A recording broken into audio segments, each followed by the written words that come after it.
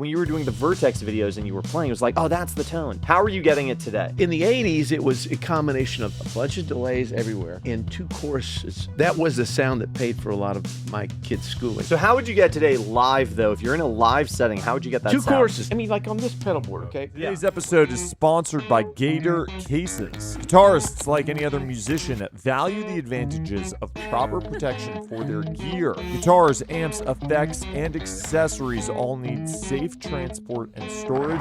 Luckily, Gator's got you covered. Dan, how do you get, in today's modern guitar technology era, how do you get that perfect, like, 80s chorusing guitar sound that everybody loves and everybody wants to get, that Strat sound?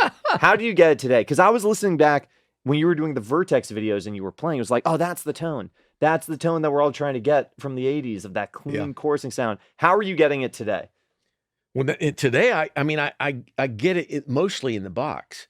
But I think, like on this pedal board, okay? Yeah. This is not meant to be, we were talking about, I got this so that I could do a Tony Brown 30 session. years later, do a Tony Brown session, which is my first one that I've done in probably 25 years for somebody else. But like this guitar, first of all, and the same thing with the remake of this on the Tyler guitars, there's something that I didn't know when they were constructing this guitar. There's a mid boost, which, there's nothing really on there, right? But a little reverb, right? So you hear this, you turn up the mid boost, you can hear the gain. Oh, yeah. It's like, so you play, I'm on the middle pickup, right? Which is not traditionally a solo sound, right? It just pings, right? Because I'm on the clean setting. You're on the humbucker, the difference between. It's like it's an overdrive is what it is, or a preamp, overdrive. But what I didn't realize is when you're on these clean pickups, with that in there, boy, this guitar's not in tune, but you hear that little bit of just ting, ping on the top of it. Yeah. It's because that mid-range circuit. mid-boost. Yeah, so that was part of it.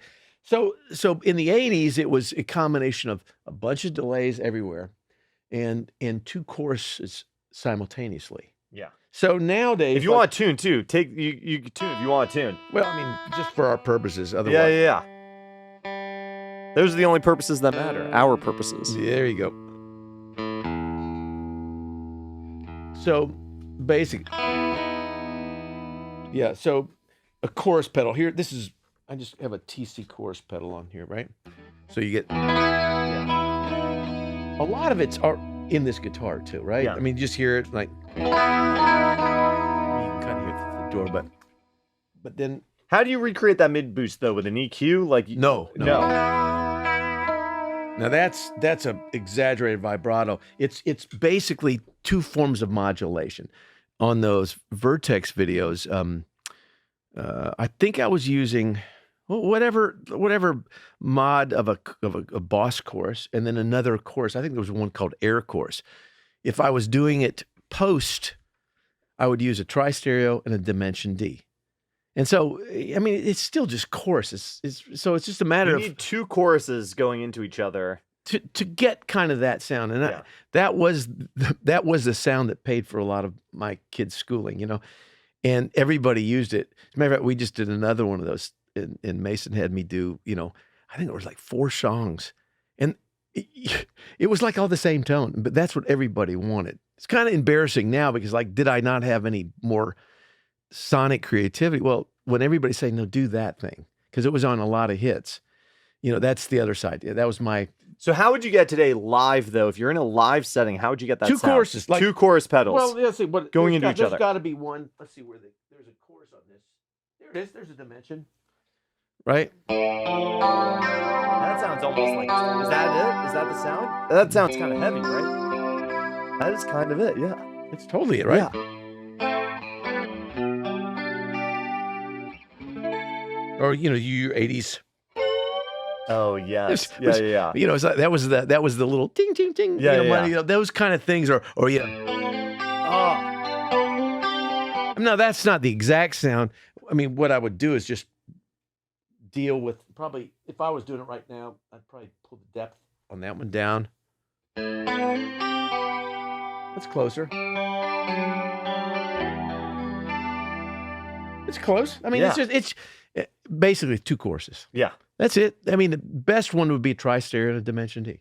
That would be it. But you got to use your ears. But I mean, you play in the box, right? You get your computer out. Yeah, yeah. The tones, it's They're already there for you. well, But it's live. I do the same thing where I have 2 choruses live. right. I have a JHS 3 series, and then I pull a chorus in my HX Stomp. Right. But it doesn't quite line up the way I want it. I mean, it gets really close, but I always feel like it's not quite the way I want it to get. In delay, I mean, to be fair, that's pretty. The delay is hardly on. Yeah. Then it's that plus, setting the delays so that the delays then also recirculate that Kind of smear the right way, right? It's all about that, Yeah. and it's just ingredients. You got a teaspoon of salt, but throw a pinch, and use your ears. Like on those, you saw those videos, right? Yeah. And it sounds like the same thing, right? Oh yeah, those videos sound incredible. Well, because it's the same parts. You know the song, so you've already forgiven a lot of stuff. But if I had been doing it now, somebody would send that to me. Like I have a few friends that have asked me to kind of help on their '80s records because a lot of people like that sound now, right? And so I don't have the racks anymore, so I just do it in here, and there's no difference. But I would say that the components in this guitar help a certain aspect of that sound, which is the top end. That's all it is. A tri-stereo and a Dimension D. Okay, I'm confident enough to say, Mason, that I did not know what these units were.